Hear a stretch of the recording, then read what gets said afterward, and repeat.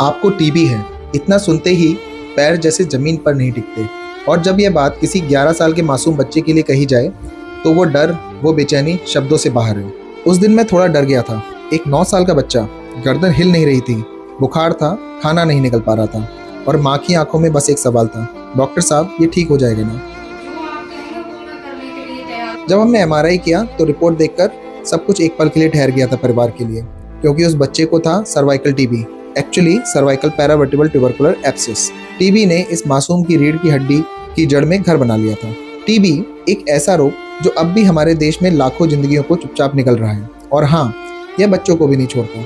अगर इलाज में थोड़ी देरी होती तो शायद इस बच्चे की गर्दन हमेशा के लिए जाम हो जाती या फिर वो चलना तक छोड़ सकता था। माँ बाप ने हिम्मत नहीं हारी और हमने तुरंत उसका इलाज शुरू किया। कोई सर्जरी नहीं की गई, बस पूरा आराम, टीबी का पूरा कोर्स और भरपूर ममता। हर महीने उसकी आंखों में उम्मीद बढ़ती देखता था। हर एमआरआई स्कैन में उसका एब्सेस घटते देखना मेरे लिए एक जीत जैसा लगता था।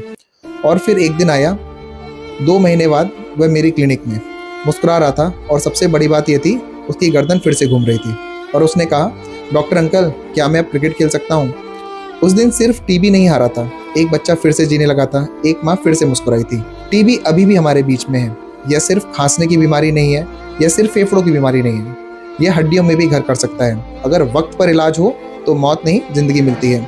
अगर आप टीबी के लक्षण देखें, दर्द, बुखार, कमजोरी, वजन का घटना, गर्दन या रीढ़ में जकड़न, तो चुप मत रहिए, दिखाइए डॉक्टर को, क्योंकि एक सही फैसला किसी आरव की जिंदगी में मुस्कान लौटा सकता है। मैं डॉक्टर नीरव आनंद सिंह, और ये सिर्फ एक केस नहीं, मेरी जिंदगी का वो दिन था जब मैंने देखा टीबी हारा और बचपन जीता।